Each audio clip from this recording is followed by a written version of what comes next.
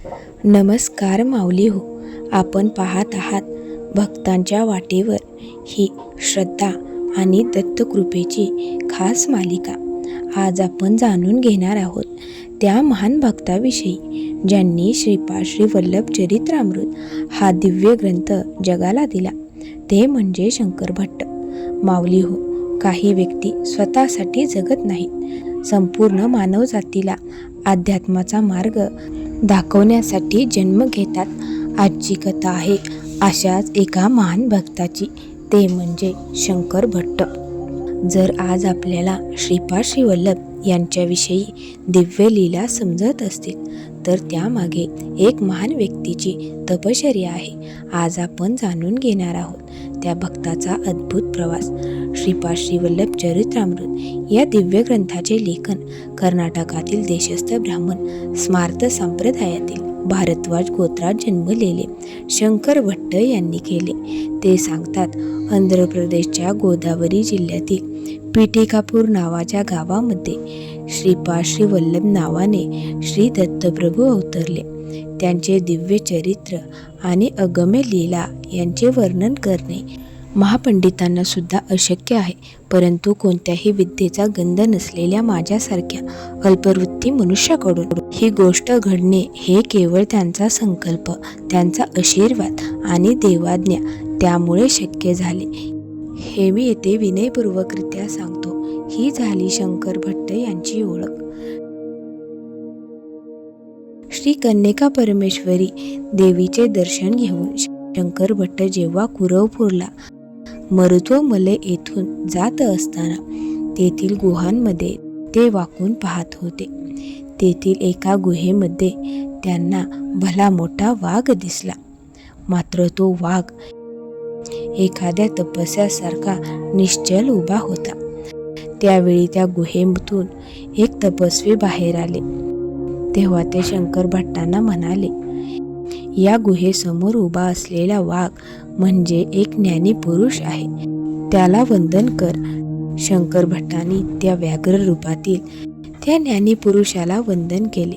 त्याच क्षणी त्या वाघाने ओंकाराचा उच्चार केला, परंतु मरुत्वमलयमध्ये त्याचे प्रतिध्वनी श्रीपाद राजम शरणम प्रपद्ये असे उमटले.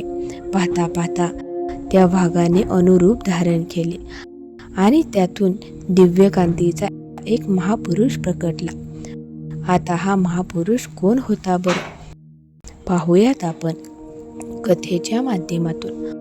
आंध्र प्रदेशात गोदावरी नदीच्या किनारी आत्री ऋषींच्या तपोभूमीमध्ये आत्रेयपूर नावाने प्रसिद्ध झालेल्या गावामधील कश्यप गोत्रीय श्रोत्रिय ब्राह्मण दाम्पत्याला पुत्ररत्न प्राप्त झाले. व्याघ्रेश्वर शर्मा असे त्यांचे नामकरण करण्यात आले. पुढे महापंडित असलेल्या त्या पंडिताचा पुत्र मात्र अतिशय मठ्ठ निघाला. व्याघ्रेश्वर शर्मा बुद्धिहीन असल्यामुळे त्याला कोणी जवळ करत नव्हते. लोक त्याच्या मातापित्याचा अनादर करायला लागले. तिलोदक दानासाठी सुद्धा इतर कोणी ब्राह्मण मिळाला नाही तरच लोक व्याघ्रेश्वराला बोलावित असत. या सर्वांमुळे त्याच्या मनात न्यूनगंड निर्माण झाला. हिमालयामध्ये अनेक महातपस्वी आहेत आणि त्यांच्या कृपेने आत्मज्ञान प्राप्त होते असे त्याने ऐकले होते. एके दिवशी पहाटे त्याला स्वप्नात तेजस्वी कांतीचे एक बालक त्याला सांगून गेले की तू हिमालयातील बद्रिका अरण्यात जा, तुझे कल्याण होईल. एवढे बोलून ते बालक अंतर्ध्यान पावले. त्या दिव्यकांती बालकाच्या सूचनेनुसार व्याघ्रेश्वर शर्मा बद्रिका अरण्याकडे निघाला.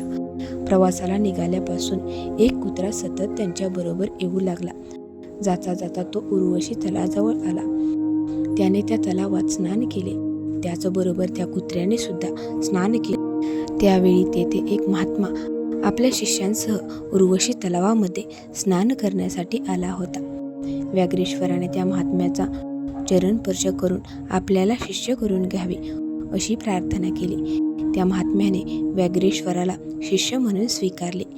त्याच वेळी व्याघ्रेश्वराबरोबर आलेला कुत्रा अंतर्धान पावला. महात्मा म्हणाला, व्याघ्रेश्वरा, तुझ्याबरोबर आलेला कुत्रा म्हणजे पूर्वजन्मीच्या तुझ्या पुण्यकर्माचे संचित होते. पुढे ते महात्मे व्याघ्रेश्वराला म्हणाली, आता मी गुरुदेव बाबाजी यांच्या दर्शनासाठी जात आहे. 1 वर्षानंतर मी परत येईन. त्यानंतर व्याघ्रेश्वराच्या गुरुदेवांनी आपल्या सर्व शिष्यांना सांगितले की मी परत येईपर्यंत तुम्ही गुहांमध्ये राहून क्रियायोगाचा अभ्यास करावा आणि आत्मज्ञान सिद्धी प्राप्त करण्याचा प्रयत्न करावा. त्यानंतर ते संजीवनी पर्वतात असलेल्या द्रोणागिरीकडे गेले. व्याघ्रेश्वर शर्मा सुद्धा दिलेल्या गुहेत जाऊन बसले, परंतु क्रियायोग पद्धतीचा उपदेश त्यांच्या डोक्यात शिरेना. तो विचार करू लागला, गुरुदेव मला अरे व्याघ्रा असे बोलतात. माझे सर्व गुरुबंधू व्याघ्रासनावर बसून ध्यान करतात. जर व्याघ्रचर्म इतके पवित्र असेल, त्याच्यामुळे योगीजनांना लाभ होत असेल, तर प्रत्यक्ष वाघाची श्रेष्ठता किती मोठी असेल. आत्मज्ञान मिळवा असे गुरूंनी सांगितले आहे. माझे नाव व्याघ्रेश्वर, त्यामुळे माझा आत्मा देखील वाघच असला पाहिजे. मला व्याघ्ररूप मिळाले तर आत्मज्ञान मिळाल्यासारखे आहे. अशा प्रकारच्या विचारांमध्ये असताना 1 वर्षाचा काळ उलटून गेला. गुरुदेव परत आले आणि व्याघ्रेश्वराच्या गुहेत पाहिले, तेव्हा त्यांना व्याघ्रेश्वर दिसलाच नाही, परंतु तेथे एक वाघ मात्र होता. गुरुदेवांनी योगदृष्टीने पाहिल्यानंतर त्यांना समजले की व्याघ्रेश्वराने अतिशय तन्मयतेने व्याघ्ररूपाचे ध्यान केल्यामुळे त्याला वाघाचे स्वरूप प्राप्त झाले होते. माऊली हो, शंकर